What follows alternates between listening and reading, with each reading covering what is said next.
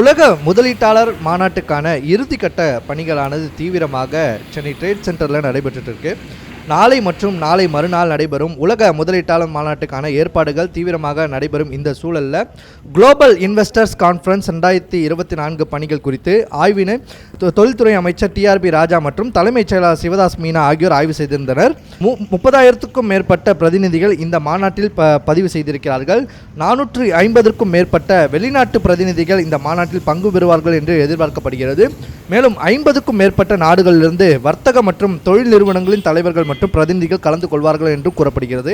9 நாடுகள் Singapore, Korea, England, Japan, France, Australia, Germany, Denmark மற்றும் America ஆகிய நாடுகள் இந்த மாநாட்டில் அதிகாரப்பூர்வ பங்குதாரராக உள்ள நாடுகளாக பங்கேற்க உள்ளனர். 26 அமர்வுகளில் 170க்கும் மேற்பட்ட உலக புகழ் வாய்ந்த பேச்சாளர்களும் இதில் பங்கேற்கிறார்கள். 60 IAS அதிகாரிகள் ஒருங்கிணைந்து இந்த பணியை மேற்கொண்டு வருகிறார்கள். இந்த நிலையில் தமிழ்நாடு சிறு குறு மற்றும் நடுத்தர தொழில்துறை சார்பில் 25 அரங்குகள், காட்சி கூடங்கள் அமைக்கப்பட்டுள்ளது. அமைச்சர் தாமோ அன்பரசன் அந்த அரங்குகளை எல்லாம் ஆய்வு செய்திருந்தார்.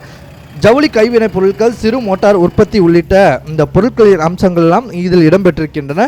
நாளை காலை சரியாக 10 மணி அளவில் தமிழக முதலமைச்சர் மு.க. ஸ்டாலின் மற்றும் மத்திய அமைச்சர் பியூஷ் கோயல் இணைந்து இந்த மாநாடை தொடங்கி வைக்கிறார்கள். கிட்டத்தட்ட மாநாடு அரங்கில் 30,000க்கும் மேற்பட்ட நபர்கள் பங்கேற்பார்கள் என்று எதிர்பார்க்கப்படுகிறது.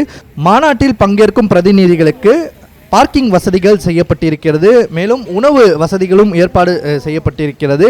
அவர்கள் அந்த ஸ்டாலை பார்க்கும் பொழுது அவர்களுக்கு கைட்னஸ் பண்ணுறதுக்கு அங்கே ஆட்களும் நியமிக்கப்பட்டிருக்கிறார்கள். இதை தொடர்ந்து அந்த சாலை முழுவதும், அந்த ட்ரேட் சென்டர் சாலை முழுவதும் புதுப்பிக்கப்பட்டிருக்கிறது. இந்த நிலையில் பழுதடைந்த சாலை முழுவதுமாக தார் சாலை போடப்பட்டிருக்கிறது. மாநகராட்சி அதிகாரிகள் மற்றும் நெடுஞ்சாலைத்துறை அதிகாரிகள் இணைந்து அந்த சாலையை சரி செய்து வருகிறார்கள். மேலும் காவல்துறை சார்பில் ஒலிபெருக்கி மூலம் இன்ஸ்ட்ரக்ஷன் கொடுக்கப்பட்டு வருகிறது. இந்த நிலையில் இந்த பகுதி முழுவதுமாக வண்ண விளக்குகளால் அலங்கரிக்கப்பட்டிருக்கிறது. முதலமைச்சர் மற்றும் மத்திய அமைச்சர்கள் மற்றும் தமிழக அமைச்சர்கள், ஏனைய அமைச்சர்கள் பலரும் பங்கேற்பார்கள் என்று எதிர்பார்க்கப்படுகிறது. இந்த நிலையில் நாளை மற்றும் நாளை நடக்கப் போகிற இந்த மாநாட்டிற்கு இந்த பணிகளானது தீவிரமடைந்துள்ளது என்று சொல்லலாம்.